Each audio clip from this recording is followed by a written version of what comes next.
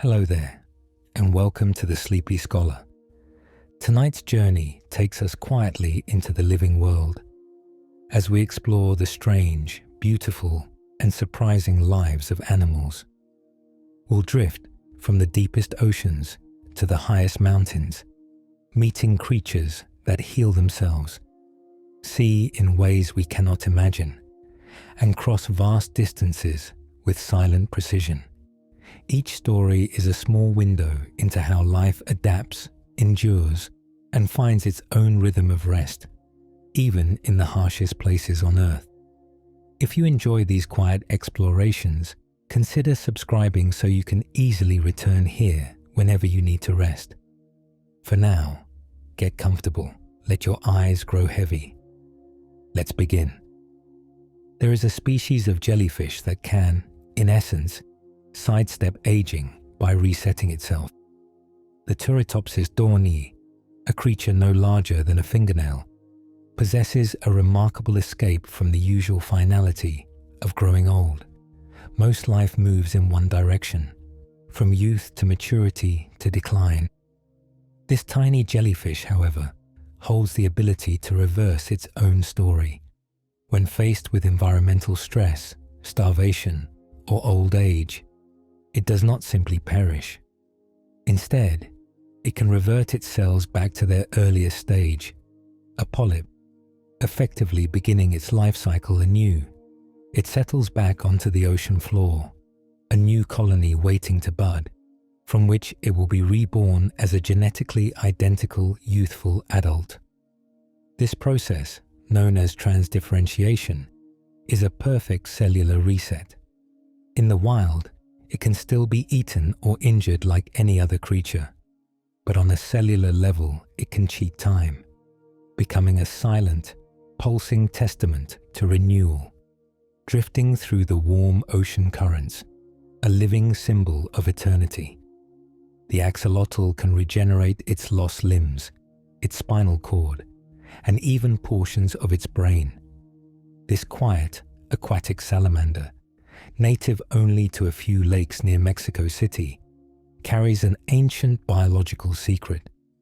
Where other vertebrates, including humans, would form a scar to heal a wound, the axolotl does something far more profound.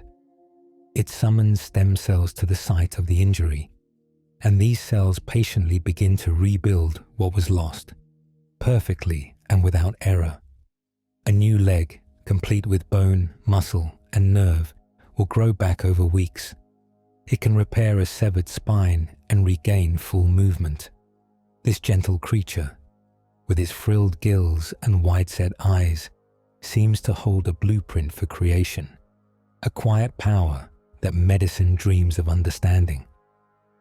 It lives its life in the water, a humble master of renewal, reminding us that even the most complex structures can sometimes be made whole again. The platypus hunts its food using a sixth sense called electroreception.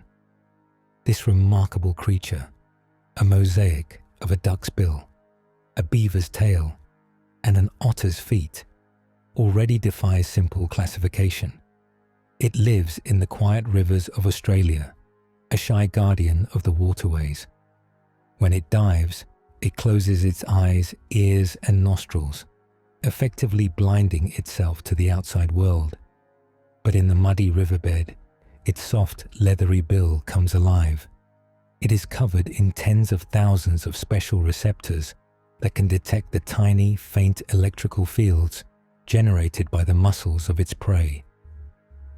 A hidden shrimp or a buried insect larva cannot hide its own life force.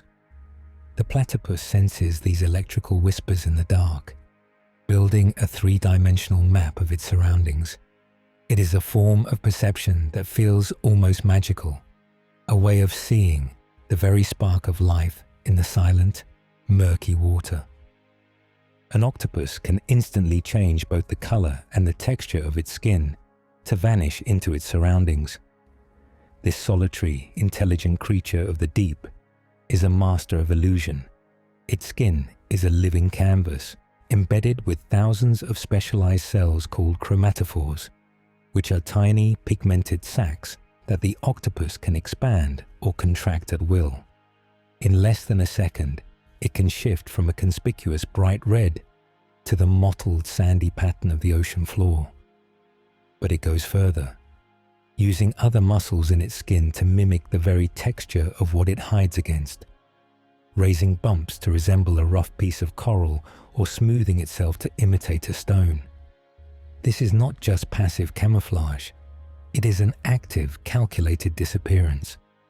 The octopus assesses its environment and then paints itself out of the picture, a fleeting thought given form, and then, just as quickly, dissolved back into the sea. The tardigrade, or water bear, is an animal so durable it can survive the vacuum of outer space. This microscopic creature, less than a millimeter long, is perhaps the most resilient form of life known. It is found nearly everywhere on Earth, from damp moss to hot springs, from the highest mountains to the deepest ocean trenches. When conditions become truly inhospitable, the tardigrade enters a state of suspended animation called cryptobiosis. It curls into a tiny, lifeless-looking ball, expelling nearly all the water from its body. In this state, it can withstand temperatures from near absolute zero to well over 300 degrees Fahrenheit, or about 150 degrees Celsius. It can endure pressures 6 times greater than the deepest ocean and survive lethal doses of radiation.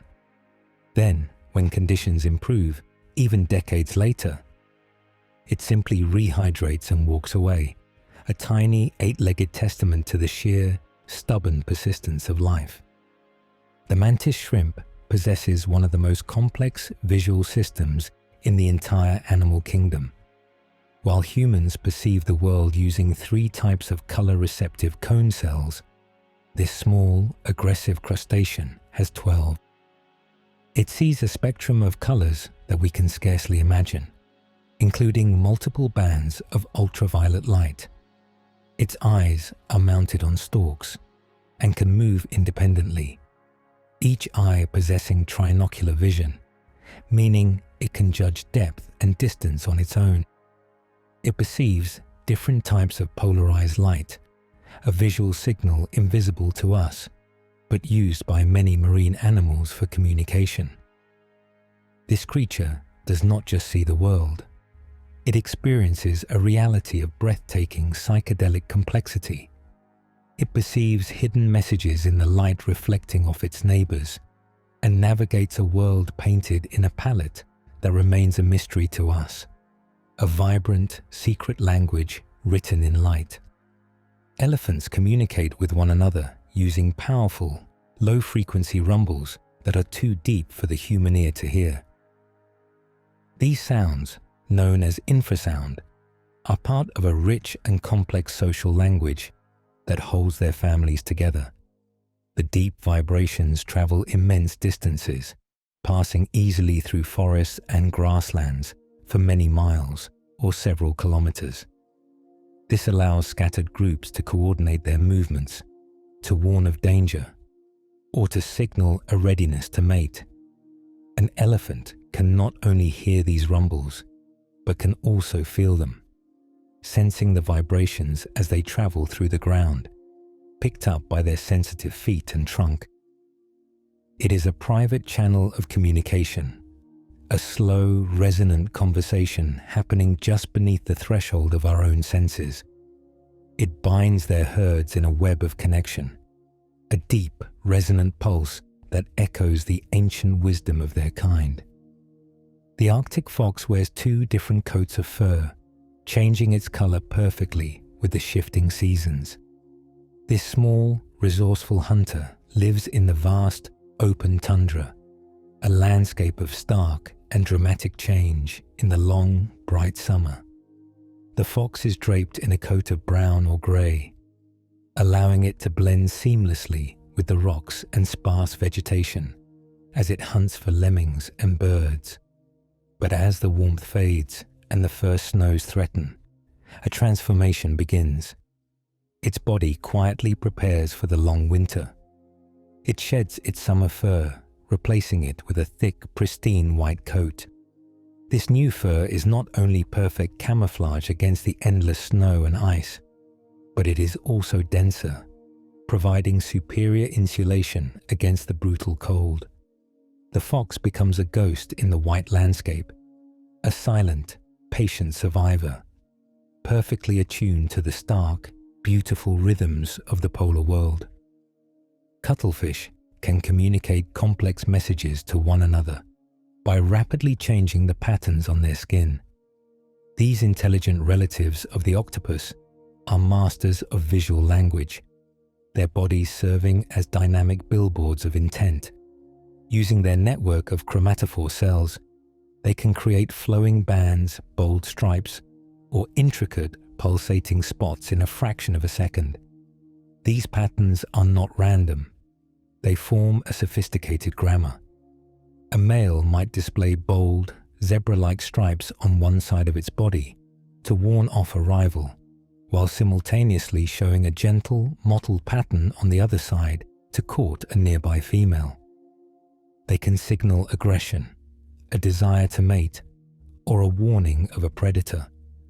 It is a silent, flickering conversation, a vivid display of emotion and thought rippling across their skin, a language made entirely of light and color beneath the waves. When hunting, the peregrine falcon can dive at speeds exceeding 240 miles per hour, or nearly 390 kilometers per hour. This makes it the fastest animal on the planet. From a great height, it soars, its keen eyes spotting prey far below. When it attacks, it does not merely fly. It folds its wings and allows gravity to pull it into a controlled aerodynamic plunge. This breathtaking dive, called a stoop, requires incredible physiological adaptations. Special baffles in its nostrils slow the rush of air, preventing its lungs from being damaged by the extreme pressure. A third, transparent eyelid sweeps across its eyes to clear debris while maintaining vision. It is a living missile of flesh and feather, a breathtaking display of precision and power. In that moment of descent, the falcon is a symbol of perfect focus, a silent, sudden streak of motion against the vast, quiet sky. The superb lyrebird is nature's most accomplished vocal mimic, able to imitate nearly any sound it hears. Deep in the damp, temperate forests of Australia, this remarkable bird conducts its own orchestra. The male, during his courtship display, weaves together an astonishing tapestry of sound. He does not just sing his own species' song, he flawlessly reproduces the calls of dozens of other birds, from the laughing kookaburra to the screech of a cockatoo. But his talent does not end there. He listens to the forest itself and incorporates its noises, mimicking the snap of a twig, the rustle of leaves, and, in areas near humans, the sounds of camera shutters, car alarms, and even chainsaws. He is a living archive of the sounds of his world, a vocal artist who samples and remixes reality to create his own complex, beautiful, and utterly unique performance. The pistol shrimp has a specialized claw that it can snap shut fast enough to create a bubble that briefly reaches temperatures of several thousand degrees. This tiny shrimp, often only an inch or two long, or about 3 to 5 centimeters, wields one of the most extreme weapons in nature. When it snaps its oversized claw, it does so with such velocity that it creates a cavitation bubble, a tiny pocket of vacuum. This bubble collapses almost instantly with a tremendous force, emitting a loud pop and a flash of light.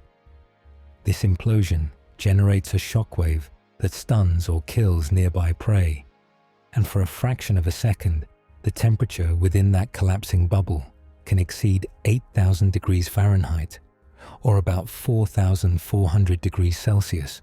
The shrimp itself is unharmed. It hunts with a weapon made of physics, a tiny creature that harnesses a brief searing burst of heat in the quiet, cool darkness of the ocean floor. The wombat is the only animal in the world known to produce cube-shaped droppings. This nocturnal, burrowing marsupial from Australia has a uniquely adapted digestive system that allows it to form these precise geometric shapes. The wombat's intestines are not uniform. Some sections are more flexible and elastic, while others are stiffer. As digested food moves very slowly through the long intestinal tract, these varied sections sculpt and shape the drying feces into distinct cubes with flat sides and sharp corners. The wombat then deposits these cubes in prominent places, like on top of rocks or logs, to mark its territory. The flat sides of the cubes are a practical marvel of evolution, preventing the markers from rolling away. It is a strange and wonderful solution to an engineering problem, a quiet, geometric signature left behind in the eucalyptus forests. The three-toed sloth is so incredibly slow that algae often grows on its fur. This gentle, tree-dwelling creature has turned a slow pace into a masterful strategy for survival. Its metabolism is exceptionally low, allowing it to subsist on a diet of leaves that are low in nutrients and difficult to digest. It moves through the canopy of the rainforest with a deliberate, almost meditative grace, its movements too slow to attract the attention of predators like eagles and jaguars. This slowness, combined with its mottled greenish-brown coat, provides an additional layer of camouflage. The algae that grows in grooves on its fur helps it blend into the leafy background, making it look like just another part of the tree. The sloth's fur is a living ecosystem, hosting fungi, beetles, and moths, turning the animal itself into a small, slow-moving world, a quiet, symbiotic part of the forest. The naked mole rat is a creature that shows a remarkable resistance to cancer. This small, burrowing rodent, which lives in large subterranean colonies in East Africa, is a marvel of longevity and health.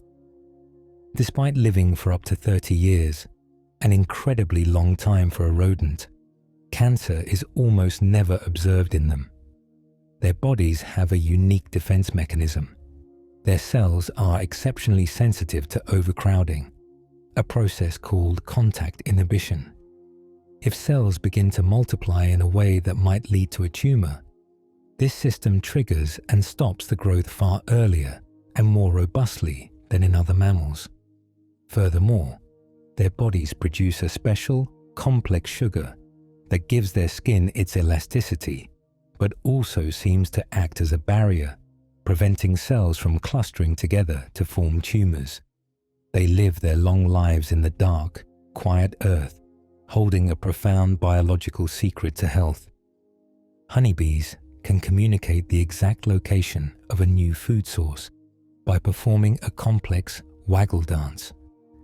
When a foraging bee discovers a rich patch of flowers, she returns to the darkness of the hive and begins this remarkable performance on the vertical surface of the honeycomb. The dance is a precise set of instructions. The direction she orients her body relative to the vertical axis of the comb tells the other bees the direction of the food in relation to the position of the sun. The duration of the waggle portion of her dance communicates the exact distance, with a longer waggle indicating a farther flight. The other bees gather around her, feeling her movements and sensing the floral scent clinging to her body to know what kind of flower to look for. It is an abstract, symbolic language, a silent map shared in the dark, binding the entire colony into a single, efficient intelligence. The monarch butterfly migration spans over 3,000 miles, or about 4,800 kilometers, a journey undertaken by a creature that has never made the trip before. Each autumn, millions of these delicate orange and black butterflies leave their summer breeding grounds in the United States and Canada and begin a massive, perilous journey south. They are headed for a specific cluster of Oyamel fir forests high in the mountains of central Mexico, a place none of them have ever seen. The butterflies that arrive in Mexico are the great-great-grandchildren of the ones that left the previous spring. They navigate using the sun as a compass, corrected by an internal clock in their antennae. This instinct, this ancient, inherited map, guides them across a continent to the very same trees their ancestors roosted in. It is a quiet, collective pilgrimage, a fragile, beautiful mystery of inherited memory. The electric eel is not truly an eel, but a type of knife fish that can generate a powerful electric shock of over 600 volts. This solitary creature navigates the murky, slow-moving waters of the Amazon and Orinoco basins, a realm of low visibility. To compensate, it has almost completely abandoned sight, instead relying on a different sense. It generates a low-voltage electrical field around its body, using it like radar to detect objects and prey in the muddy water. But its true power lies in its specialized organs, which are composed of thousands of modified muscle cells called electrocytes. When the eel identifies a threat or a meal, it can discharge all these cells at once, unleashing a stunning high-voltage jolt. This shock is powerful enough to incapacitate its prey or deter any predator. It moves through the water as a living, breathing battery, a silent hunter wrapped in its own potent energy. The archerfish hunts insects by shooting them down with a precise, high-powered jet of water. This clever fish, found in the mangrove estuaries of Southeast Asia, has developed a hunting technique of remarkable skill. It scans the leaves and branches hanging over the water, looking for unsuspecting prey like spiders or grasshoppers. Once it locks onto a target, it positions its body just below the surface, forms a groove on the roof of its mouth, and compresses its gills to force out a powerful, focused stream of water. It is a living water pistol, and its aim is astonishingly accurate, often hitting targets up to 6 feet, or nearly 2 meters away. The fish even calculates for the refraction of light as it looks from water into air. It is a testament to the beautiful, strange, and highly specialized solutions that life develops to find its way in the world. A hummingbird's heart can beat over 1,000 times per minute. This incredible pulse is not a sign of distress, but the normal, necessary rhythm of a life lived at astonishing speed in the still air of a garden. The hummingbird appears as a shimmering jewel, suspended by wings that blur.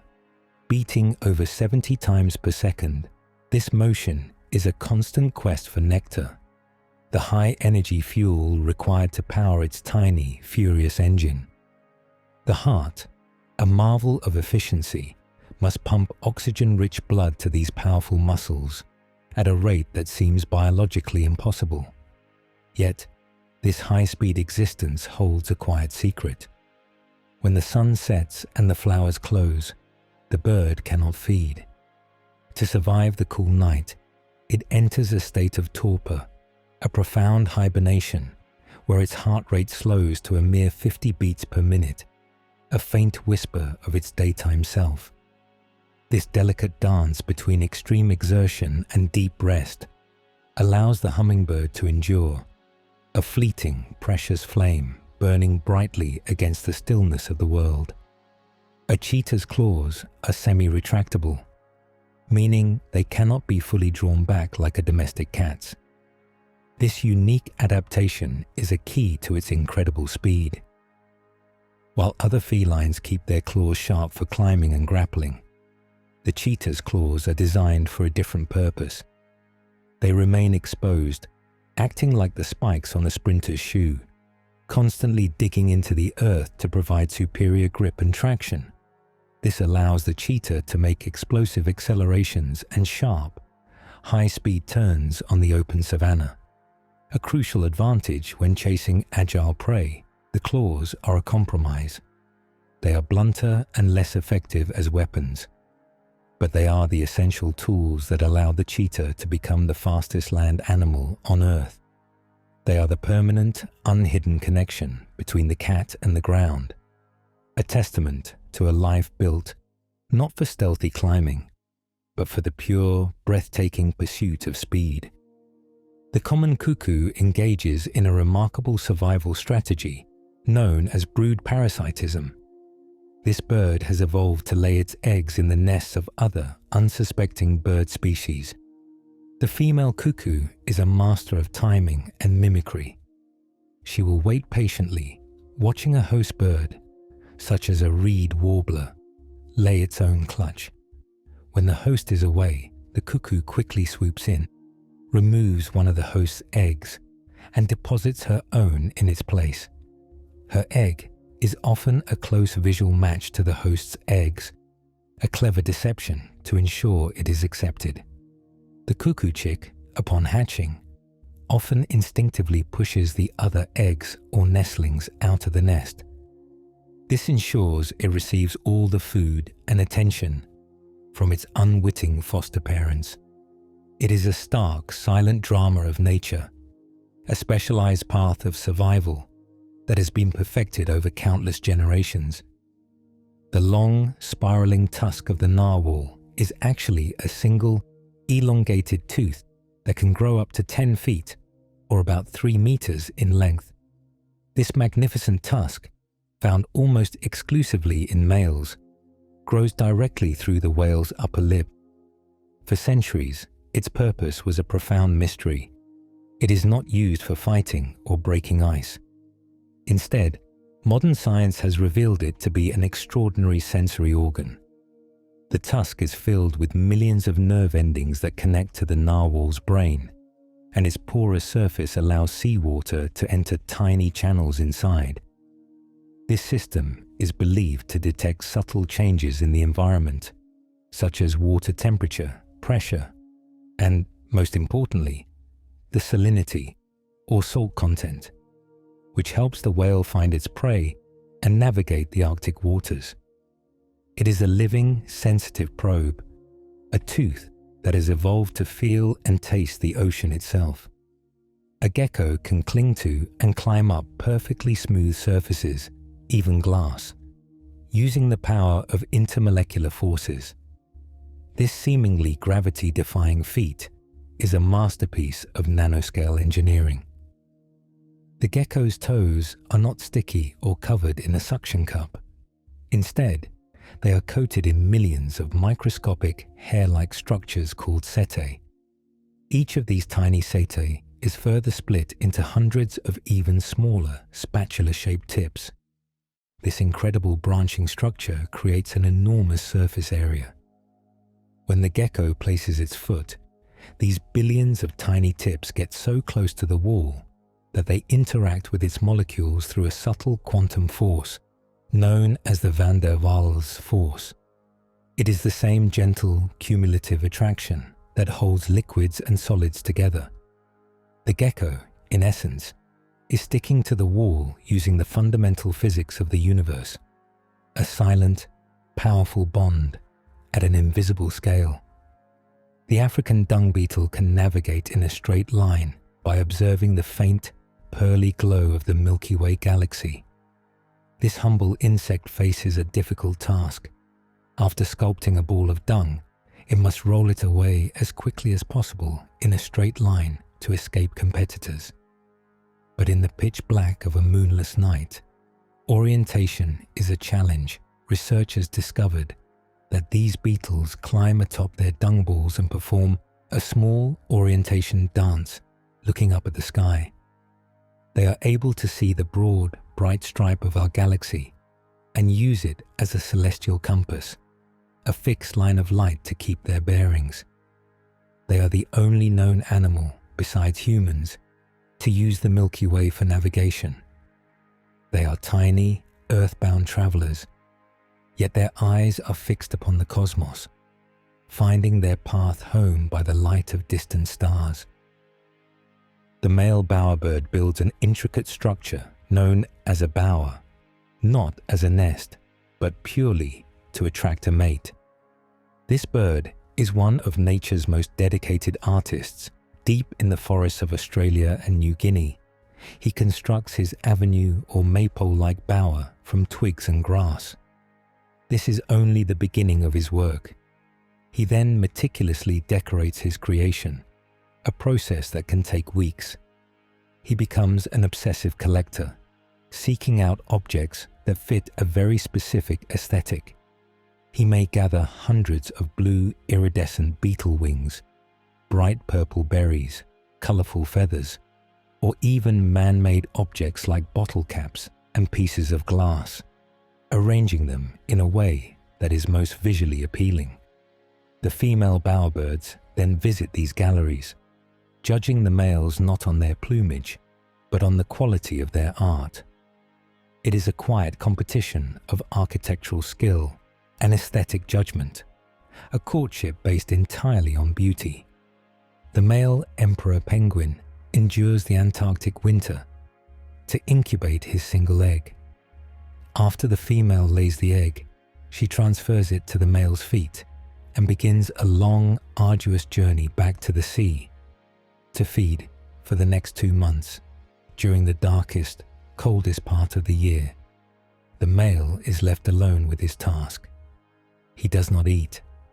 He stands huddled with thousands of other males in a massive group to conserve warmth, balancing the precious egg on his feet, protecting it from the ice with a fold of his feathered skin. He faces brutal winds and temperatures that can drop below -40 degrees Fahrenheit, which is also -40 degrees Celsius. He is a living incubator, fueled only by his own body reserves, guarding the next generation. His survival, and that of his chick, depends on this incredible act of silent, patient endurance against the most extreme conditions on Earth. A camel's hump is not filled with water, but is instead a large, concentrated deposit of fat. This biological feature is a brilliant adaptation to the harsh, boom and bust life of the desert in an environment where food is scarce and unpredictable. The hump serves as a vital onboard pantry. When food is plentiful, the camel eats, and the fat in its hump grows. When food is scarce, the camel's body can metabolize this fat, converting it into both energy and water. In fact, processing the fat releases more than 1 gram of water for every gram of fat, a crucial resource in an arid land. By storing its fat reserves in a single hump on its back, rather than evenly across its body, the camel also minimizes insulation, allowing it to better release body heat into the air. The hump is a perfect, living solution to the twin desert challenges of starvation and thirst. The dragonfly is one of the most successful predators in the world, capturing its prey in mid-air with an astonishing success rate. While a lion may only be successful in about a quarter of its hunts, the dragonfly secures its meal over 95% of the time. This incredible efficiency comes from a combination of superb vision and flight. Its large compound eyes give it a nearly 360-degree field of vision, allowing it to track a target with immense precision. But its true secret is its ability to intercept, not just chase. The dragonfly's brain can calculate the flight path of its prey, predicting where the fly or mosquito will be in the next moment, and then fly directly to that interception point. It is a guided missile, its 4 wings beating independently to allow it to hover, fly backwards, or turn on a dime. It is the silent, swift, and nearly perfect hunter of the air. Clownfish have the remarkable ability to change their sex, a process known as sequential hermaphroditism. These brightly colored fish live within the protective tentacles of a sea anemone, existing in a strict social hierarchy. The largest and most dominant fish in the group is always the female, and the second largest is the breeding male. The rest of the smaller fish in the anemone are non-breeding males. This entire social structure is stable and orderly. However, if the dominant female dies or is removed from the group, a profound change is triggered. The breeding male, her former partner, will begin to transform. His physiology changes, and over a period of time, he becomes the new, fully functional female of the group. The next largest non-breeding male then grows and matures, taking his place as the new breeding male. It is a fluid and practical solution to ensure the colony's survival, a quiet, biological shift to maintain balance. The wood frog, which lives in forests from Alaska to the American South, can survive being frozen completely solid during the winter. As the temperatures drop, this small amphibian does not burrow deep enough to escape the frost. Instead, it prepares for the inevitable. When ice crystals begin to form on its skin, the frog's body triggers a cascade of internal changes. Its liver floods its system with a high concentration of glucose, a sugar that acts as a natural cryoprotectant, or antifreeze. This sugary syrup fills the frog's cells, preventing them from being dehydrated or ruptured by the forming ice. The frog's heart stops beating. Its breathing ceases. It is, for all intents and purposes, a solid, inanimate object. It can remain in this state of suspended animation for weeks or months, until the spring thaw gently melts its body and restarts its heart, calling it back to life. A single ant can lift and carry objects many times its own body weight. This incredible feat of strength is a simple consequence of physics and scale. As an animal gets smaller, its body mass decreases much faster than the cross-sectional area of its muscles. This means the ant, relative to its tiny size, has proportionately much more powerful muscles than a larger animal. But the true power of the ant is not found in the individual. It is found in the colony, which functions as a single, coordinated superorganism. Together, ants can move objects of immense size, build complex, sprawling nest structures, and create living bridges with their own bodies to cross gaps. They communicate through chemical scents called pheromones, leaving trails and sending signals that organize the group's efforts. They are a lesson in the power of the collective, a small, humble creature that achieves architectural and logistical wonders through perfect, silent cooperation. The sea otter is one of the few mammals, other than primates, that is known to regularly use tools to eat. This intelligent marine mammal feeds primarily on hard-shelled creatures like clams, mussels, and sea urchins to access the food inside. The otter has developed a clever technique. While floating on its back in the water, it will place a flat anvil rock on its chest. It then takes the shellfish in its front paws and repeatedly, forcefully strikes it against the rock until the shell cracks open. Otters are discerning about their tools. They will often keep a favorite, well-shaped rock tucked into a loose fold of skin under their armpit, carrying it with them as they dive and forage. This learned behavior is passed down from mothers to their pups, a small, vital piece of culture, a spark of ingenuity floating peacefully on the surface of the kelp forests. Bats paint a detailed picture of their surroundings using sound, a process called echolocation. As these mammals take to the night sky, they are enveloped in a world of darkness that their small eyes cannot penetrate to navigate and hunt. They emit a constant stream of high-frequency clicks and calls, far too high-pitched for the human ear to register. These sounds travel outward, bouncing off every object in their path, from a distant tree branch to the fluttering wings of a tiny moth. The bat's large, intricate ears catch these returning echoes. Its brain then processes the tiny delays and distortions in the sound to build a rich, three-dimensional sound map of the world. It can determine the size, shape, texture, and distance of an object, all from a whisper of a returning sound. It is a way of seeing with sound, a sophisticated, active sense that allows the bat to move with precision through the deep, silent night. The giraffe possesses a complex set of adaptations to manage the extreme blood pressure required to pump blood to its distant brain. A giraffe's head can be over 6 feet, or nearly 2 meters above its heart. To overcome this immense gravity, its heart is a 2-foot-long, 25-pound marvel, or about 11 kilograms, that generates roughly double the blood pressure of a human. But this creates a new problem. When the giraffe bends down to drink, this powerful pressure could rush to its head and cause brain damage. To prevent this, the giraffe has a specialized system of valves in its neck arteries that slow the flow. Furthermore, a sponge-like network of vessels in its head, the rete mirabile, can absorb the sudden excess volume of blood. Thick, tight skin on its legs also acts like a natural compression sock, preventing blood from pooling in its extremities.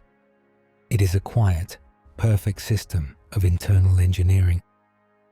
The Hawaiian bobtail squid protects itself by cultivating a colony of light-producing bacteria that live inside its body.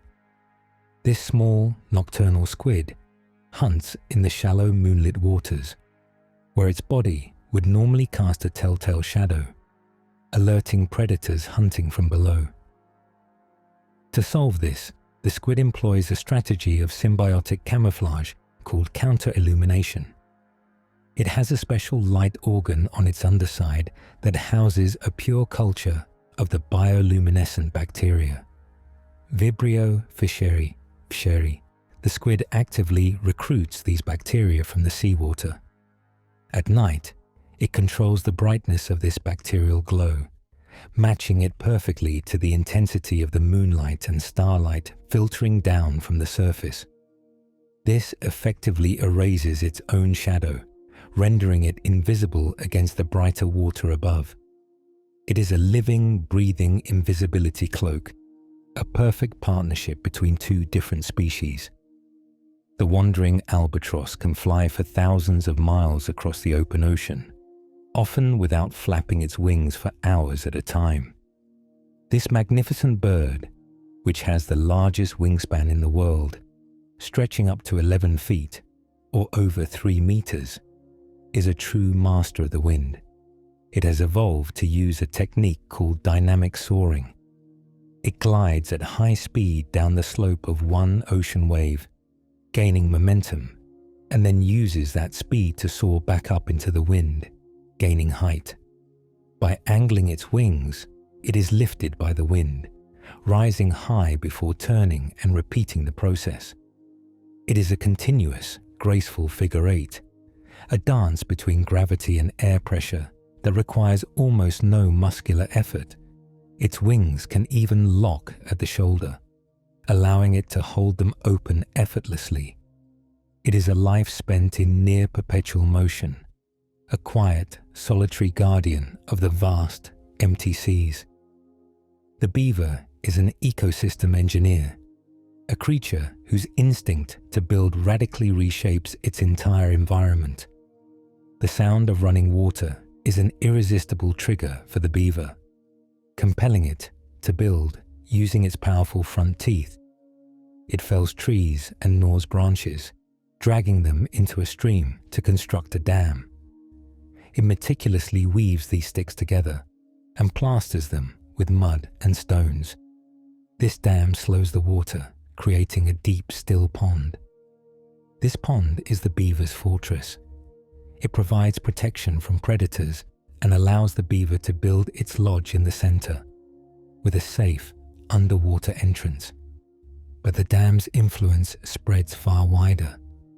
The new wetland it creates provides a rich habitat for fish, amphibians, and waterfowl, purifying the water and creating a lush, thriving ecosystem where once there was only a simple stream.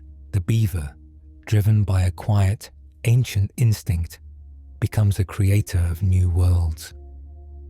Crows and ravens, part of the corvid family, exhibit remarkable intelligence, including advanced problem-solving and the ability to plan for the future. These birds, draped in simple black feathers, possess minds of surprising complexity. In experiments, crows have shown they can solve multi-step puzzles, use tools, and even create new tools by modifying objects. They have been observed dropping hard-to-crack nuts onto roadways, waiting for cars to run them over, and then retrieving the food when the traffic light turns red. They can remember human faces, recognizing individuals who have been kind or hostile, and will pass this information on to other crows. They also demonstrate foresight, hiding a tool they will need for a task the next day, an ability once thought to be uniquely human. They are quiet, observant thinkers, their minds constantly working, solving the small, complex problems of their world. Some species of penguins, living in the frigid Antarctic, have a special gland that filters excess salt from their bloodstream. Life in the polar regions means their only source of water is often the saltwater ocean, and their prey, like krill and fish, are also filled with salt. To survive, they have evolved a small but powerful organ located just above their eyes, called the supraorbital gland. This gland functions much like a tiny, hyper-efficient kidney. It actively pulls salt from the blood, creating a highly concentrated brine solution. The penguin then expels this brine through its nasal passages, often seen as a clear drip from the end of its beak, or even as a small, forceful sneeze. This elegant internal desalination plant allows the penguin to drink the ocean itself, a perfect adaptation that grants it freedom in the vast, salty, and frozen wilderness it calls home. The mimic octopus is one of the few animals known to impersonate multiple other species. In the warm, sandy-bottom waters of Southeast Asia, this creature takes camouflage to an entirely new level. While other octopuses blend with their background, the mimic octopus actively changes its shape, color, and behavior to adopt the persona of other, more dangerous animals. If threatened, it might pull its arms in to resemble a venomous lionfish, or streamline its body and flatten its head to look like a banded sea snake. It has been observed imitating flounder, jellyfish, and anemones, choosing its disguise based on the specific predator it is trying to deter. It is not just a passive artist. It is an active, intelligent performer, a shapeshifter of the sea. Its identity is fluid as the water that surrounds it. The bombardier beetle defends itself by spraying a boiling, noxious chemical liquid from the tip of its abdomen. This small, unassuming insect is a master of chemical engineering. It stores two separate, relatively harmless chemicals, hydroquinone and hydrogen peroxide, in different chambers inside its body. When threatened, it squeezes these chemicals into a third, reinforced reaction chamber, where special enzymes are added. This triggers an instant, violent chemical reaction that generates immense heat, bringing the mixture almost to the boiling point of 212 degrees Fahrenheit, or 100 degrees Celsius. The resulting pressure forces the steaming, irritating spray out with an audible pop, directed with surprising accuracy at its attacker.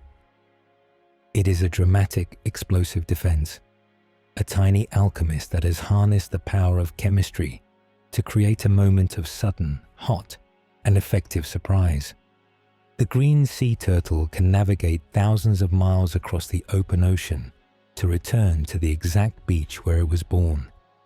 This incredible feat of navigation has long been a profound mystery. A female turtle may spend decades foraging in feeding grounds far from her birthplace. When she is ready to lay her own eggs, she begins an epic, unseen journey. It is now believed she uses the Earth's magnetic field as a map. As she swims, she can detect subtle variations in the angle and intensity of the magnetic field, using these cues as a kind of invisible longitude and latitude. These magnetic signatures, unique to different parts of the ocean, guide her with pinpoint accuracy. She is pulled by an ancient, invisible force, a biological compass guiding her back across a featureless ocean to one small, specific patch of sand. The Saiga antelope, native to the steppes of Central Asia, has an enormous, flexible nose that functions as a natural air conditioner. This strange, downward-pointing proboscis, which resembles a small trunk, is a vital adaptation to an environment of harsh extremes. In the dry, dusty summers, the long, convoluted nasal passages are filled with membranes that filter out the swirling dust, protecting the antelope's lungs. In the brutal, freezing winters, this same large nose acts as a radiator. It warms the frigid, incoming air before it reaches the lungs, conserving precious body heat. When the animal exerts itself, this organ also helps cool its blood.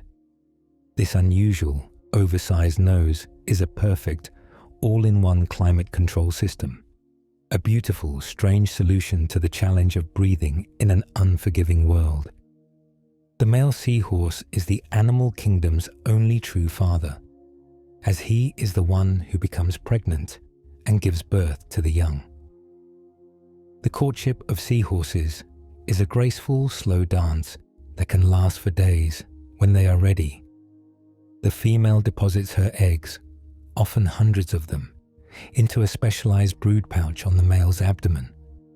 The male then fertilizes the eggs inside this pouch. This is not just a simple pocket. It is a complex, living organ that becomes very much like a womb. It provides the developing embryos with oxygen, nutrients, and protection. The male's body even secretes a fluid that nourishes them. After several weeks, the male's pregnancy culminates in a series of muscular contractions as he expels the tiny, fully formed baby seahorses into the ocean, a devoted father completing his remarkable, nurturing work. The ii, a nocturnal lemur from Madagascar, finds its food using a method called percussive foraging. This reclusive, unusual-looking primate has a long, slender, and bony middle finger that it uses as a specialized tool. In the darkness of the forest, it moves along a branch, slowly and silently, tapping the wood with this skeletal finger. Much like a person tapping a wall to find a stud, it listens intently, with its large, sensitive ears, for the subtle changes in resonance, the slight echo that indicates a hollow cavity beneath the bark. These are the hidden tunnels of wood-boring insect larvae. When it locates a tunnel, it uses its sharp, rodent-like front teeth to gnaw a hole in the wood. Then, it inserts that same thin, flexible finger into the hole, impaling the grub and drawing it out. It is a quiet, precise hunter, feeling and hearing its prey in the secret, hidden spaces of the wood. A dolphin's brain processes sound many times faster than a human's, allowing it to see with sonar in complex environments. Like bats, dolphins use echolocation, emitting a series of high-frequency clicks and listening for the returning echoes. But their system is far more advanced, a biological sonar of incredible power and resolution.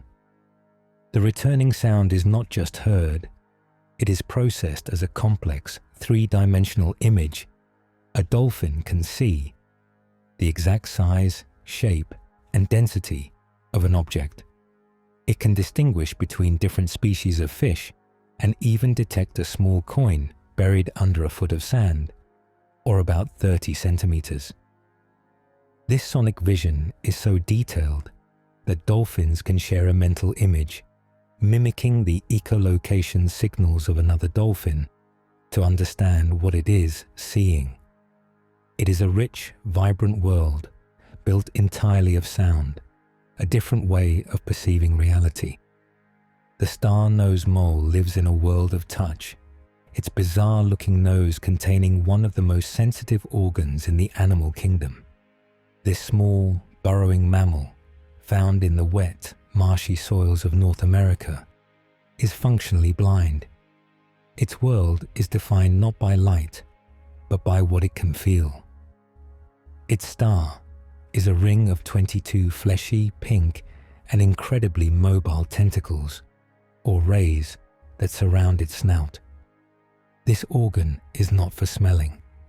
It is a touch receptor of breathtaking complexity, packed with over 100,000 nerve endings, far more than in a human hand, all concentrated in an area smaller than a fingertip.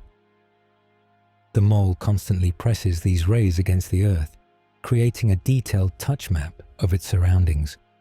It can identify and consume a tiny insect larva in less than a quarter of a second, moving through the dark, wet earth with a speed and precision that comes from this unique, heightened sense.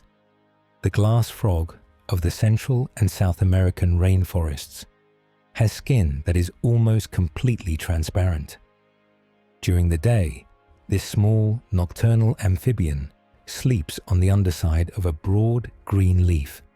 Its back is a light lime green, perfectly matching the leaf it rests upon. Its belly, however, is a different story. The skin there is so translucent that one can clearly see its internal organs, its small, beating heart, its coiling intestines, and its liver. This strange feature is actually a brilliant form of camouflage called diffused coloration. By allowing light to pass partially through its body, the frog's edges appear blurred and indistinct. It avoids casting a sharp, defined shadow, which is what a predator would look for. It becomes a soft, greenish blur melting into the leaf, a tiny, living ghost of the rainforest. The colossal squid, which lives in the deep, cold waters of the Antarctic, has the largest eyes of any animal on Earth. These massive, basketball-sized organs, measuring up to 11 inches, or about 27 centimeters, across, are a special adaptation to a life lived in near total darkness. In the deep ocean, the only light comes from the faint, ghostly glow of bioluminescent creatures. The squid's enormous eyes, with their huge pupils, are designed to be the ultimate light collectors. They are perfectly built to capture these tiny, distant flashes, the biological sparks that betray the movement of prey or the approach of its one great predator, the sperm whale. In this vast, dark, and silent realm, vision is a different sense, one based on spotting the faintest glimmers, and the colossal squid has evolved the most powerful lens on the planet to gather that faint, living light. The garden snail is a hermaphrodite, meaning every single snail possesses both male and female reproductive organs. While they have the capacity to fertilize themselves, they rarely do. Instead, their mating rituals are a complex, reciprocal process. When two snails meet, they engage in a courtship that can last for hours. They will then each fire a small, calcareous love dart into the other's body. This dart is not a delivery of sperm, but rather a hormonal injection that prepares the other snail's body to receive and store the sperm, greatly increasing the chances of paternity. After this exchange, both snails will pass sperm to the other. In the end, both individuals will go on to lay a clutch of fertilized eggs. It is a gentle, dual process, a single encounter that allows both participants to take on the role of mother. The ocean sunfish, or mola mola, is the heaviest bony fish in the world and can produce more eggs than any other known vertebrate. This strange, colossal, and disc-shaped creature can weigh nearly 5,000 pounds, or over 2,000 kilograms. It appears to be mostly head, with a truncated, rudder-like tail and two massive dorsal and anal fins it uses to propel itself. Its life is a quiet one, drifting on ocean currents, feeding on jellyfish. But its reproductive potential is staggering. A single adult female has been found to carry up to 300 million tiny eggs within her ovaries. She releases these into the water, a massive cloud of potential life. From this vast number, only a tiny, tiny fraction will survive the gauntlet of the open ocean to reach their own enormous adulthood, a strategy of survival based on overwhelming astronomical odds. The pangolin, a shy nocturnal mammal found in Asia and Africa, is the only mammal in the world to be covered in large, overlapping scales. These scales, which are made of keratin, the same substance as human fingernails, form a suit of flexible, natural armor. When the pangolin feels threatened, it employs a simple, ancient, and highly effective defense. It curls itself into a tight, impenetrable ball, tucking its soft-skinned head and belly underneath its tail. The sharp-edged scales lock together, presenting a formidable, armored sphere that even a lion has difficulty breaking open. This gentle, reclusive creature, which feeds only on ants and termites, carries its fortress on its back. It does not fight or flee, but simply closes itself off from the world, finding perfect safety in its own protective embrace. The male Antechinus, a small mouse-like marsupial from Australia, engages in a single frenzied mating season that is ultimately fatal. For most of the year, the Antechinus lives a quiet life, but for a 2-week period, the males enter a state of reproductive mania. They stop eating, they stop sleeping. Their entire physiology is hijacked by a massive, overwhelming flood of stress hormones. They devote every single moment, day and night, to finding and mating with as many females as possible. This extreme, sustained effort causes their bodies to completely collapse. Their immune systems shut down, they suffer from internal bleeding, and their fur falls out. By the end of the 2 weeks, every single male is dead. This is a deliberate evolutionary strategy, a complete sacrifice of the individual for the one final, desperate chance to pass on his genes. The common basilisk lizard, found in Central American rainforests, has the remarkable ability to run across the surface of the water. This feat, which has earned it the nickname the Jesus Christ lizard, is a high-speed escape mechanism when frightened by a predator. The lizard dashes toward the nearest river or pond. As it reaches the water, it continues to run. Propelled by its powerful hind legs, the lizard's long, specialized toes have fringes of skin on either side.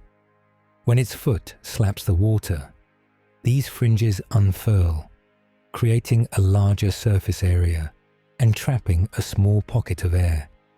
This, combined with the sheer downward force of its stride, creates just enough upward resistance to keep it from sinking. It must maintain this rapid, paddling motion to stay afloat, a frantic, beautiful, and seemingly impossible sprint across the water. The honey possum, a tiny marsupial from Australia, feeds almost exclusively on nectar and pollen from flowers. This creature, no heavier than a few coins, has evolved to fill the same niche as a hummingbird. It has a long, pointed snout and a bristle-tipped tongue that can extend nearly a quarter of its body length, perfect for probing deep into flowers to lick up the sugary nectar. In this way, it serves as a vital pollinator, just like a bee, carrying pollen from one flower to another as it feeds. It has abandoned the typical marsupial diet, its teeth reduced to tiny vestigial pegs.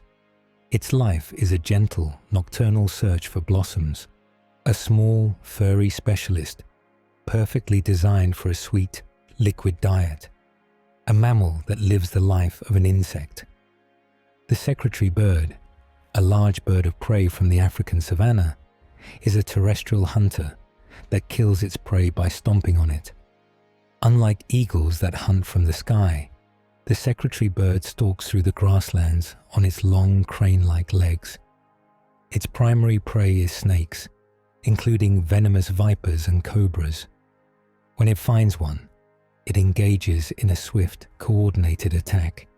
It spreads its wings for balance and uses its long legs to deliver a series of incredibly fast, powerful, and precise stomps to the snake's head and body. Each stomp can hit with a force several times the bird's own body weight. Its thick scales and long legs protect it from any counterstrike.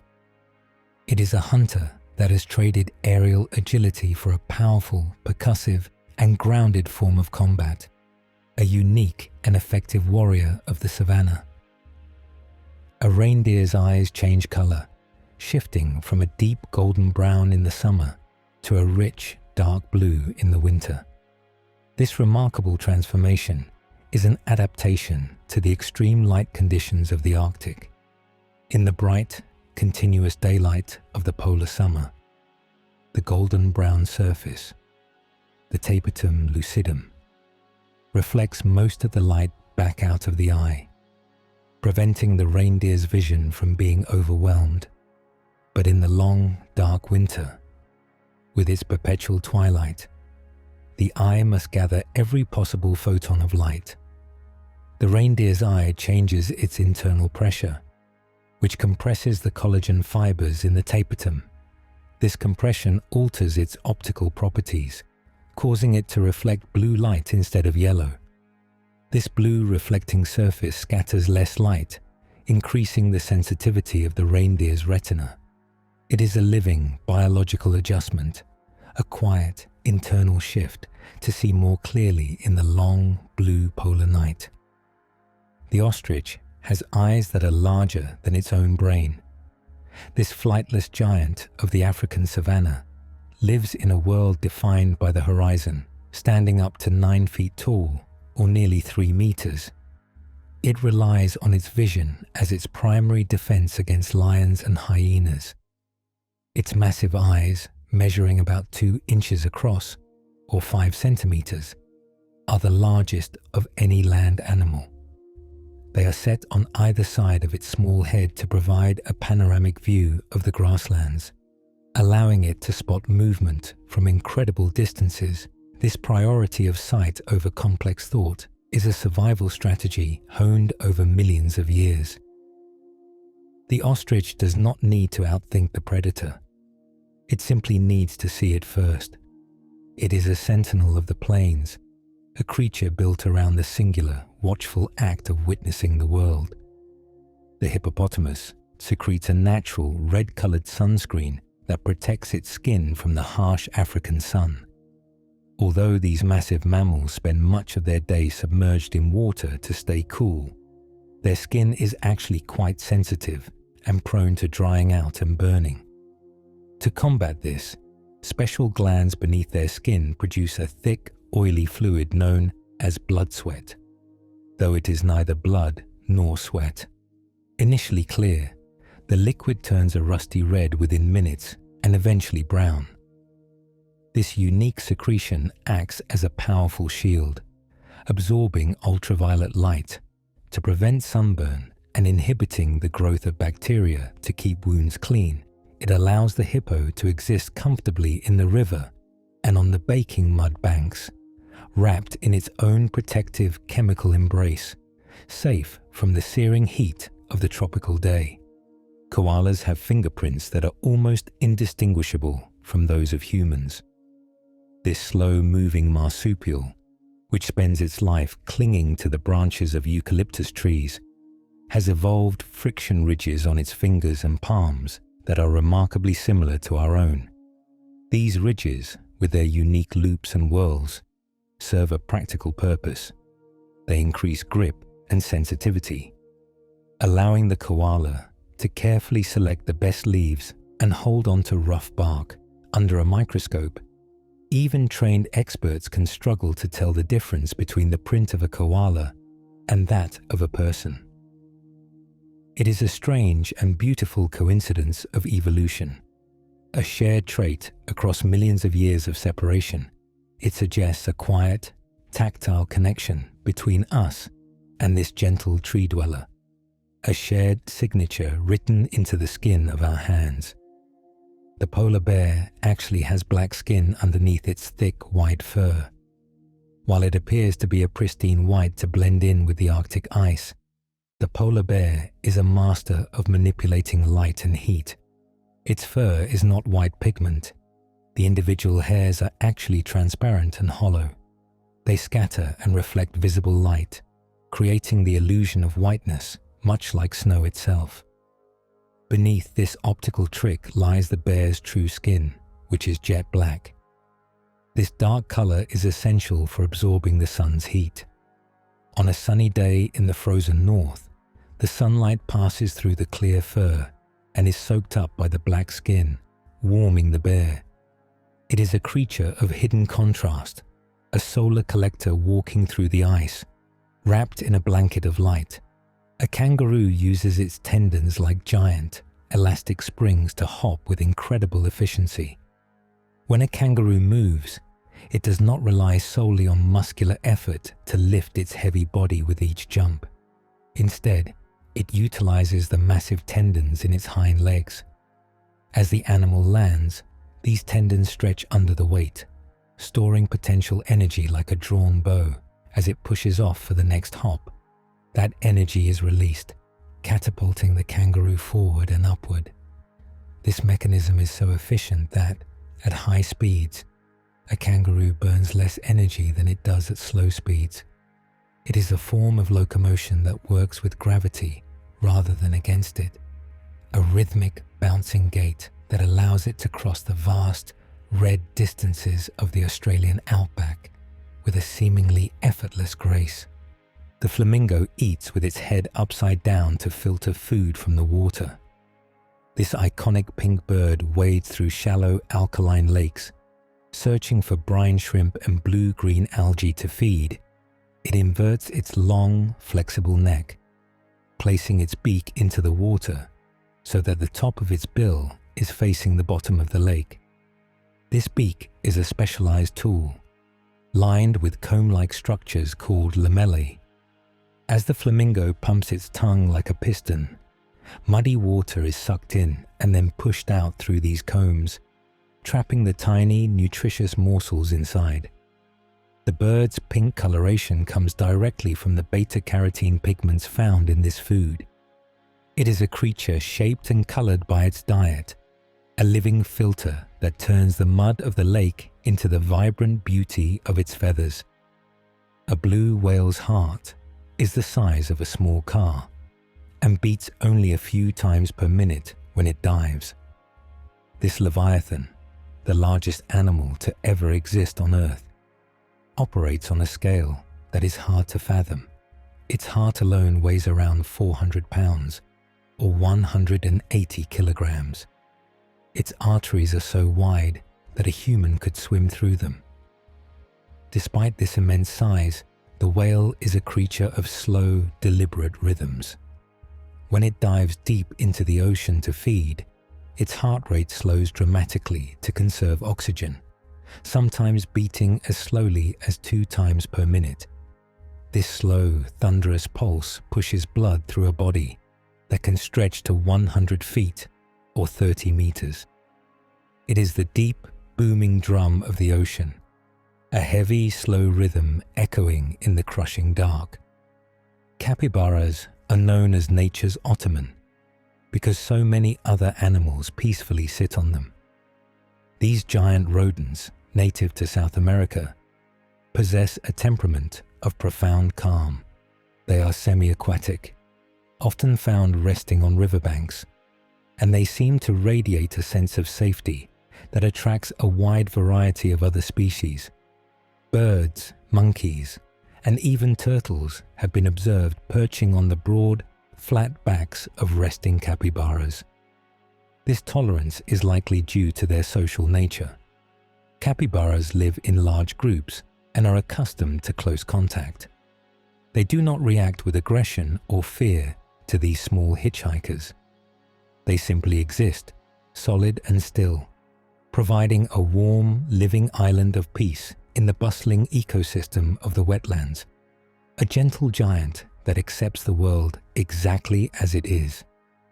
The sociable weaver bird builds massive communal nests that can house hundreds of birds and last for a century. In the semi-arid plains of southern Africa, these small birds work together to construct what is essentially an apartment complex in a tree. Using stiff grasses, they weave a huge, heavy structure that can weigh over a ton, or about 1,000 kilograms. The nest has separate chambers for each pair of birds, lined with soft materials for warmth. The structure is so well insulated that the internal chambers remain cool during the scorching day and warm during the freezing desert night. Generations of weavers will live, breed, and die within the same structure, constantly repairing and expanding it. It is a legacy of cooperation, a hanging city of straw that shelters the community against the harsh open sky. Butterflies taste their food using their feet. Before a female butterfly lays her eggs, she must ensure that the leaf she has chosen is the correct food source for her future caterpillars. To do this, she lands on a plant and drums her legs against the surface. Sensors on her feet, called chemoreceptors, detect the chemical compounds released by the leaf. She is tasting the plant's genetic signature, checking for toxins, and confirming it provides the right nutrients. Only when her feet confirm the safety of the plant will she lay her eggs. This delicate, dancing touch is a critical moment of decision, a mother ensuring the survival of her offspring through a connection as light and fleeting as a step. Spider silk is, pound for pound, stronger than high-grade steel. This delicate gossamer thread, which seems so fragile when we brush it away, is a marvel of biological engineering. Produced by glands in the spider's abdomen, the silk starts as a liquid protein that solidifies as it is pulled out of the spinnerets. It combines incredible tensile strength, the ability to withstand pulling, with extreme elasticity. A strand of spider silk can stretch up to 40% of its length without breaking.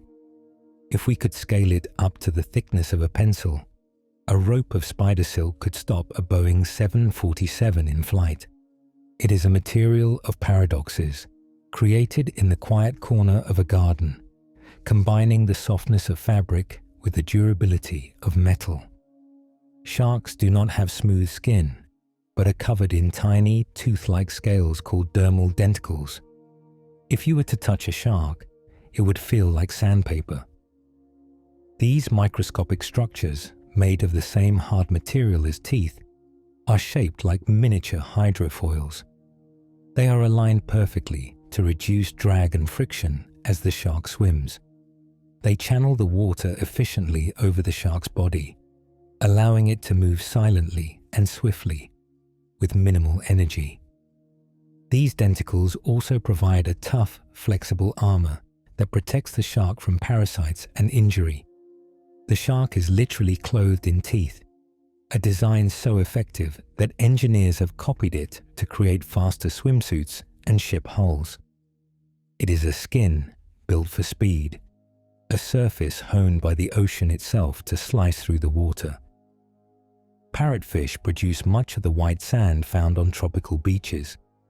These colourful fish live on coral reefs, where they graze on algae that grows on the coral rock. With their fused, beak-like teeth, they bite off chunks of the hard coral to get to the algae. Their digestive system then crushes the coral into a fine powder, extracting the nutrients and passing the rest out as sand.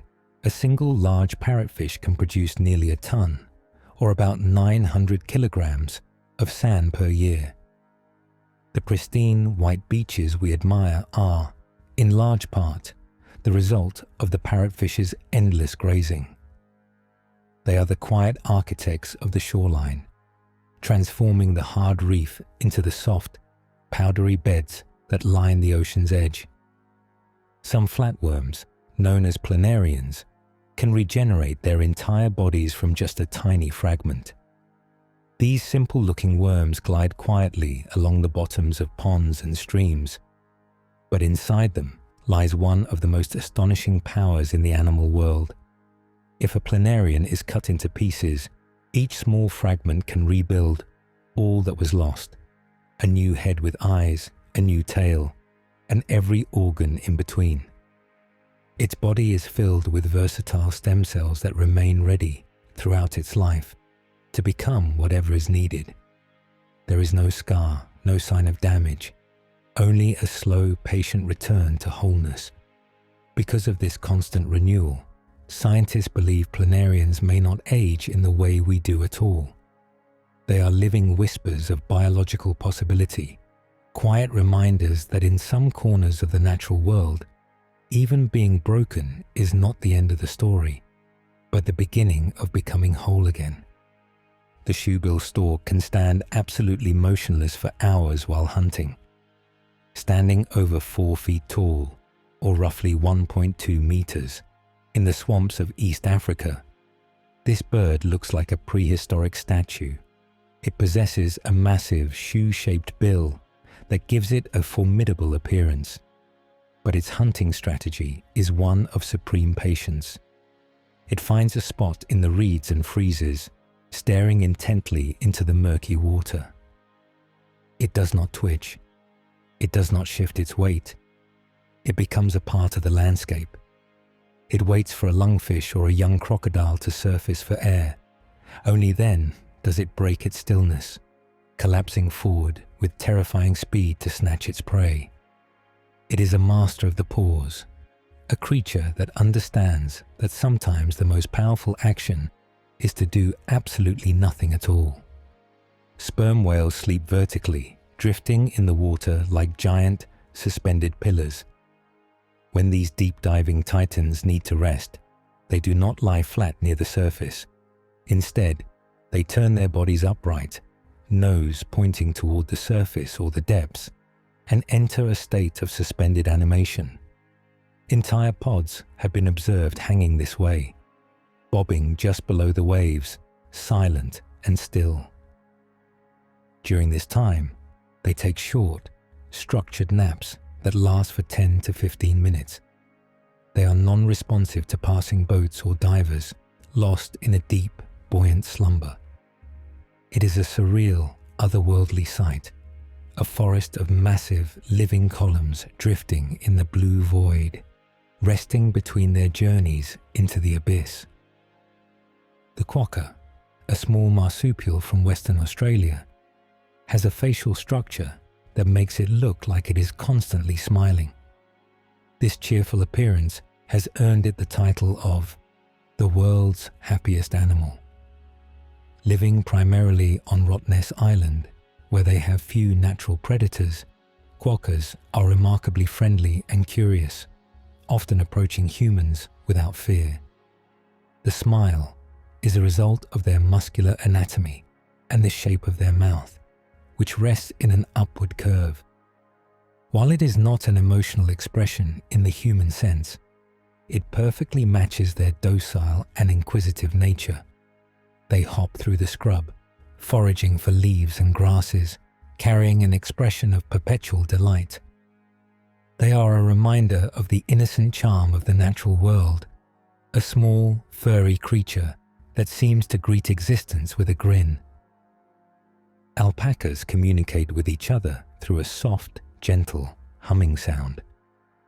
These domesticated camelids, native to the high Andes Mountains, are highly social animals that live in close-knit herds.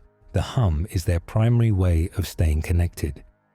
It is a versatile sound that can convey a range of meanings depending on its pitch and tone. A mother hums to her cria, or baby, to reassure it. The herd hums to signal contentment or mild curiosity. It is a soothing, low-frequency vibration that resonates through the group, binding them together as they graze on the high-altitude grasses. It is the sound of a peaceful community, a quiet, musical language of comfort shared in the thin, cold mountain air. A sea sponge can be pushed through a sieve, breaking it apart into individual cells, and it will reassemble itself back into a sponge. Sponges are among the simplest and oldest animals on Earth, lacking brains, hearts, or complex organs.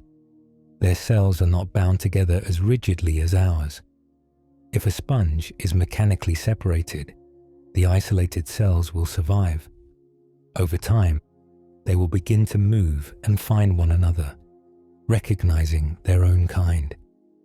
They will clump together, reorganize, and rebuild the structure of the sponge, complete with its system of canals and pores. It is a testament to the resilience of life at its most fundamental level. The sponge is not just a single entity, but a cooperative community of cells that knows how to heal, rebuild, and return to wholeness.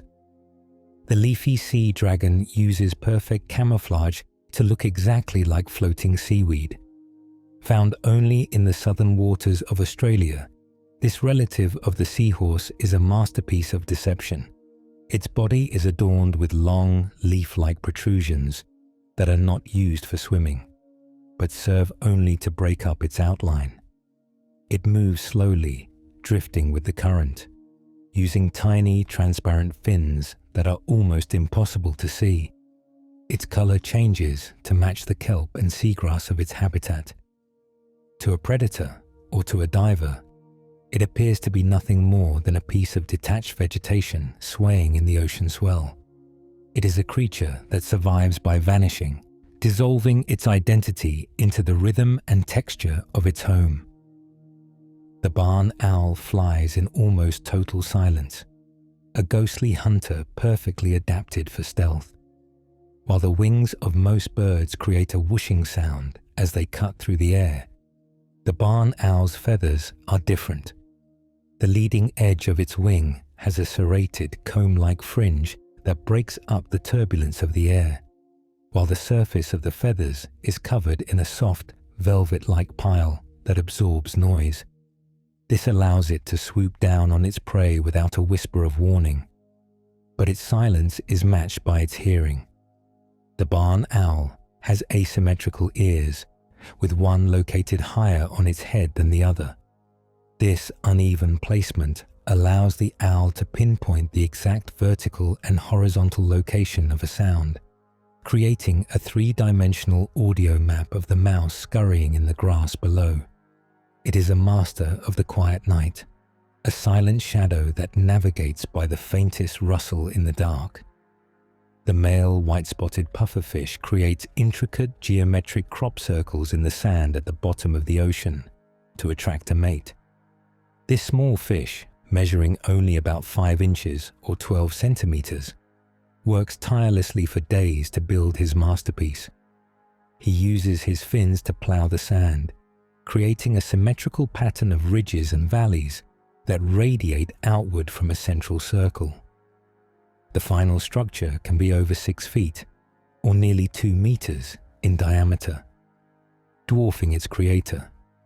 He even decorates the ridges with fragments of shells and coral, placing them with an artist's precision. Scientists believe the ridges help to channel the water current to the center, carrying the scent of the female's eggs. This ephemeral sand sculpture is a labor of love and instinct, a beautiful temporary mandala hidden beneath the waves, created solely for the purpose of continuing life. The zebra's stripes are not just for camouflage, they may also serve as a natural cooling system and a fly repellent. For years, scientists puzzled over the bold, black and white pattern of the zebra, which seems so conspicuous on the open savanna. However, recent research suggests that the stripes create a phenomenon called motion dazzle, which confuses predators by making it difficult to single out an individual animal in a stampeding herd. Furthermore, the black stripes absorb heat, while the white stripes reflect it, creating tiny, localized air currents along the zebra's body that may help to cool its skin. Perhaps most remarkably, the pattern seems to disrupt the visual systems of biting flies, like the tsetse fly, which struggle to land on the contrasting surface. The zebra wears a coat of many functions, a brilliant design that protects it from heat, predators, and pests alike.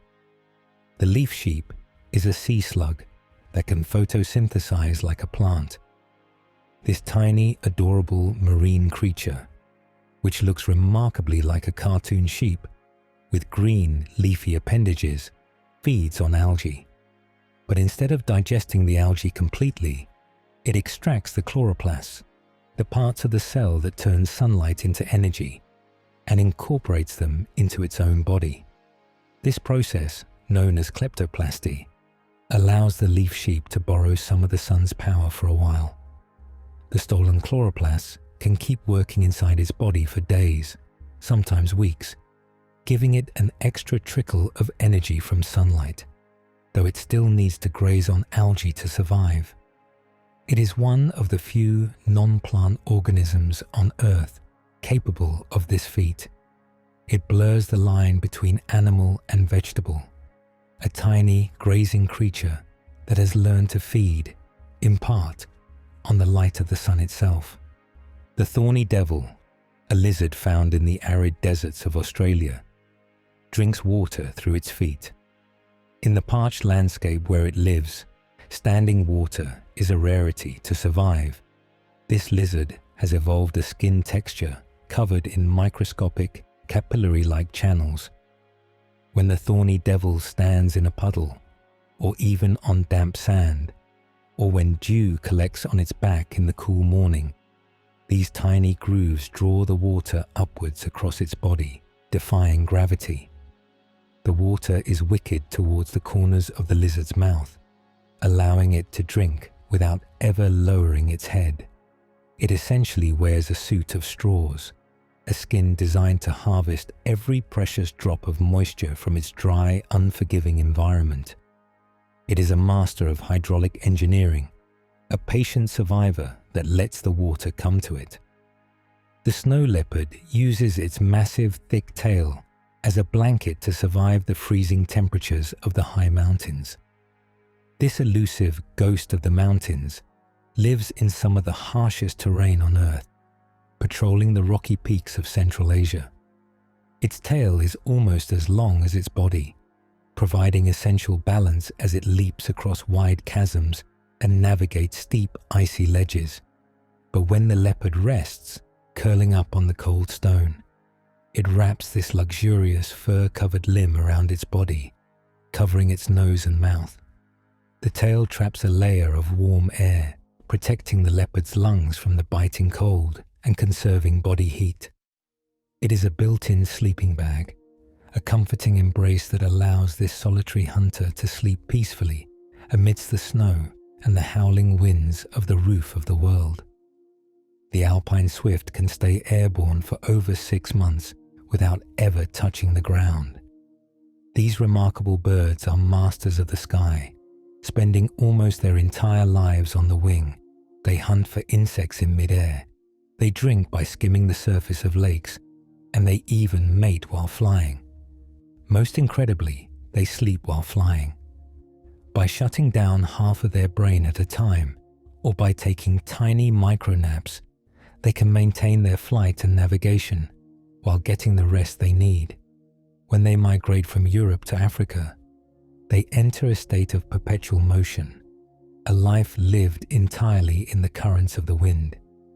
They are creatures of the atmosphere, tethered to the earth only by the necessity of nesting, otherwise free to roam the boundless open sky. Glowworms, found in the caves of New Zealand, create a starry night sky underground to attract their prey. These are not actually worms, but the larvae of a type of fungus gnat. They hang from the damp ceilings of caves, spinning long, sticky threads of silk that dangle down like fishing lines. To lure insects into these traps, the larva produces a blue-green bioluminescent light from its tail. In the pitch darkness of the cave, hundreds or thousands of these tiny lights create a breathtaking, surreal galaxy, mirroring the constellations of the night sky outside. The hungry insect, drawn to the light, becomes entangled in the silk. It is a silent, beautiful trap, a galaxy of living stars burning quietly in the eternal darkness of the earth. The walrus has inflatable air sacs in its throat that work like a built-in life jacket. These massive marine mammals, which can weigh over a ton or 1,000 kilograms, spend much of their lives in the icy waters of the Arctic. When they need to rest at sea, they cannot tread water indefinitely. Instead, they inflate two large pouches, called pharyngeal pouches, located on either side of their esophagus. These sacs fill with air, keeping the walrus's head held high above the water's surface with zero muscular effort. This allows them to bob vertically in the water, sleeping soundly while floating like a giant buoy. It is a perfect adaptation for a life at sea, a way to find rest and safety in the cold, churning ocean, drifting peacefully among the ice floes. Periodical cicadas live underground for up to 17 years before emerging all at once. For nearly 2 decades, these insects exist as nymphs in the dark soil, feeding on the sap of tree roots, growing slowly and silently. They wait for a specific signal, a precise combination of soil temperature and internal timing. Then, in a massive, synchronized event, millions of them erupt from the earth simultaneously. They shed their exoskeletons, unfurl their wings, and fill the air with their deafening, buzzing song. This overwhelming abundance is a survival strategy. There are simply too many of them for predators to eat. After a few weeks of frenzied mating and egg-laying, they die, returning to the earth. Their offspring will hatch and burrow down, beginning the long 17-year count in the darkness once again. The African lungfish can survive out of water for over a year by encasing itself in a cocoon of dried mucus. Living in shallow floodplains that dry up completely during the hot season, this fish faces a challenge that would kill almost any other aquatic creature. As the water recedes, the lungfish burrows into the soft mud. It secretes a thick slime that hardens into a leathery, waterproof shell, leaving only a small breathing hole for its mouth.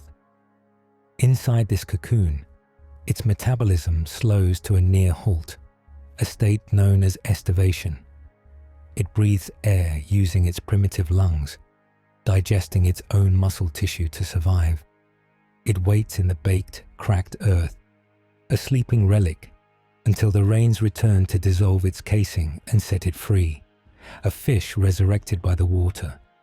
Flying fish can glide for over 600 feet, or nearly 200 meters, to escape predators. When threatened by a hunter like a tuna or a marlin, this fish accelerates underwater, breaking the surface at speeds of nearly 40 miles per hour, or 60 kilometers per hour. It spreads its large, wing-like pectoral fins and takes to the air. It can adjust the angle of its fins to catch updrafts, extending its flight. Sometimes, as it nears the water, it will dip its tail fin in and vibrate it rapidly to gain a second boost of speed, extending its glide even further.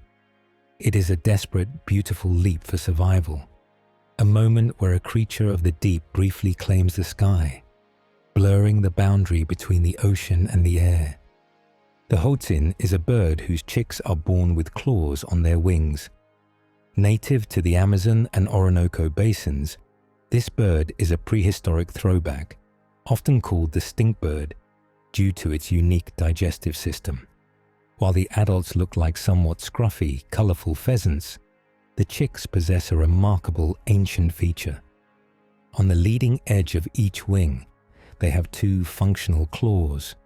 Because the hoatzin builds its nest in branches overhanging the water, chicks that feel threatened will jump into the river below to escape predators. Once the danger has passed, they use these wing claws to hook into the bark and climb back up the tree trunk to the safety of the nest.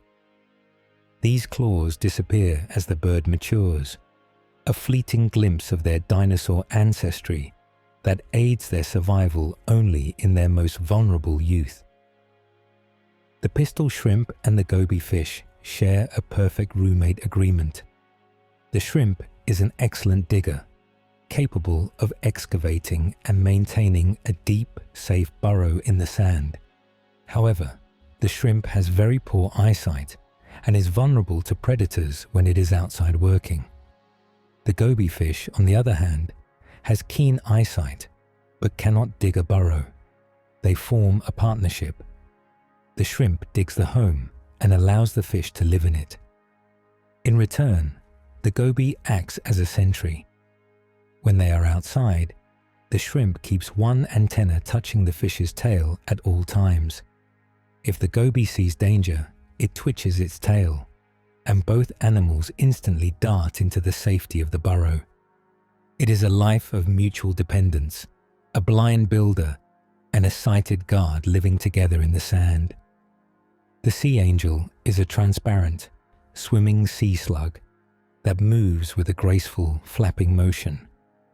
Found in the cold waters of the Arctic and Antarctic oceans, this gelatinous creature has abandoned the shell of its snail ancestors. Instead, it has developed two wing-like structures called parapodia that it beats rhythmically, allowing it to fly through the water. Its body is mostly clear, with internal organs appearing as colorful, glowing shapes of pink and orange. Despite its angelic name and appearance, it is an efficient predator, feeding almost exclusively on another type of swimming snail called a sea butterfly.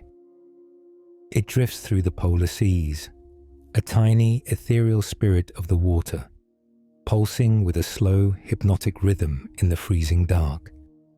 Gibbons sing complex, melodious duets to strengthen their pair bonds and mark their territory. These small apes, swinging through the high canopy of the Southeast Asian rainforests, are known for their powerful voices. Each morning, a mated pair will engage in a coordinated song that can last for up to 20 minutes. The male and female have distinct parts, weaving their calls together in a precise, rhythmic exchange that requires practice and synchronization. The song starts slowly and builds to a crescendo, echoing for miles through the jungle. It is a declaration of their presence and their unity, a musical ritual that binds the family together. It is one of the few examples of true singing in the animal kingdom, a morning hymn that rings out from the treetops.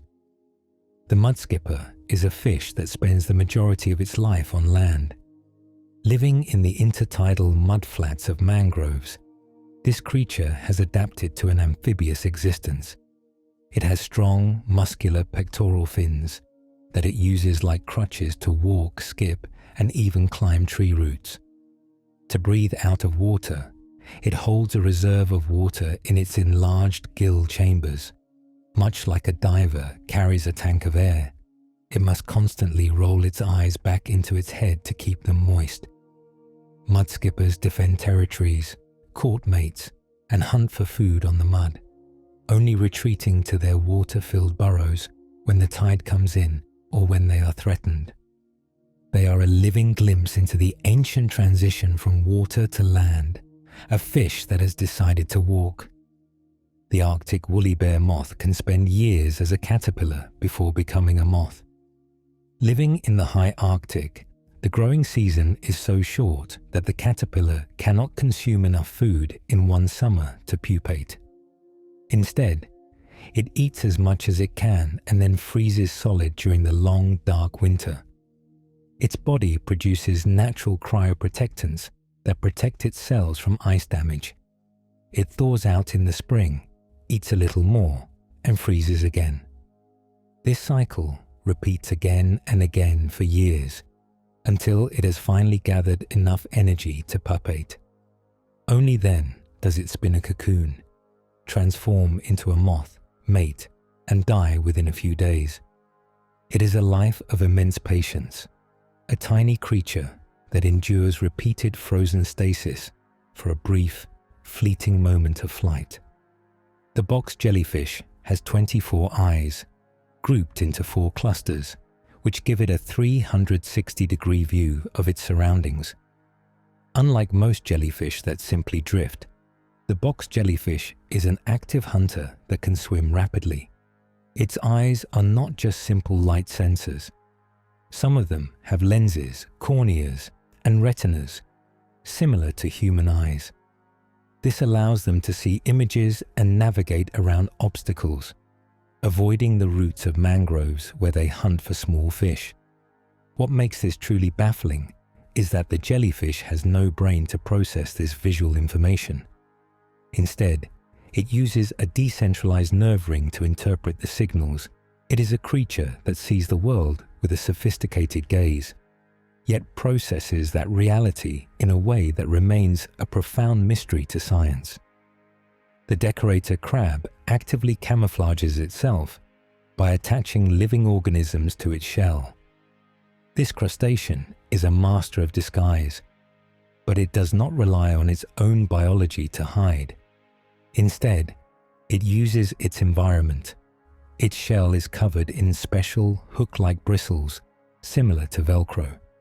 The crab snips off pieces of sponge, algae, or even small anemones and deliberately plants them on its back. These organisms continue to grow, creating a living garden that perfectly matches the crab's surroundings. If the crab moves to a new environment, it will discard its old decorations and select new ones to blend in. It acts as a gardener and a fashion designer, constantly curating its own appearance to vanish into the reef, a silent observer hidden in plain sight. The coelacanth is a living fossil that was thought to have gone extinct 66 million years ago, until one was found alive in 1938. This deep-sea fish is a relic of a bygone era, possessing features that link fish to the first land-dwelling animals. It has fleshy, lobed fins that move like the limbs of a quadruped, and a unique, oil-filled spine instead of a backbone. It lives in the deep caves and canyons of the Indian Ocean, drifting passively in the currents. It grows slowly, lives for perhaps a century, and gives birth to live young. Its rediscovery was a shock to the scientific world, a reminder that the ocean holds secrets that can hide for epochs. It swims slowly through the dark, a ghost from the time of the dinosaurs, still living its quiet life in the deep. Once a year, under the light of a full moon, corals on the Great Barrier Reef engage in a massive synchronized spawning event. This is the largest sexual reproduction event on the planet, triggered by a precise combination of water temperature, day length, and the lunar cycle. Billions of coral polyps simultaneously release their eggs and sperm into the water. The ocean fills with clouds of pink, orange, and white bundles, rising toward the surface like an underwater snowstorm in reverse. This synchronized release maximizes the chances of fertilization and overwhelms predators with too much food. It is a moment of breathtaking scale and beauty, a silent, collective explosion of life that renews the reef for the future. It is a testament to the hidden, rhythmic clocks that govern the natural world, a grand, silent symphony of regeneration. And so, our journey through the wondrous and varied world of animals comes to a gentle close. We have traveled from the highest frozen peaks where the snow leopard sleeps, to the deepest, darkest trenches where ancient sharks move in the gloom. We have seen creatures that glow with their own light, animals that navigate by the stars, and humble beings that build, cooperate, and endure in ways that mirror our own lives. The animal kingdom is a vast, interconnected web of solutions to the problem of existence. Every scale, every feather, every strange adaptation is a verse in a long, ongoing poem of survival. It is a reminder that we share this planet with a multitude of other intelligences, other ways of seeing, feeling, and being. The world is not just ours, it is a shared dream, breathing and pulsing with life in every corner. If you happen to still be awake, that's perfectly all right. You can simply lie back, let the music keep flowing in the background, and drift in and out of the story at your own pace. But if your eyes are heavy, let the stories of these quiet, resilient creatures carry you softly into rest. Sleep well. Good night.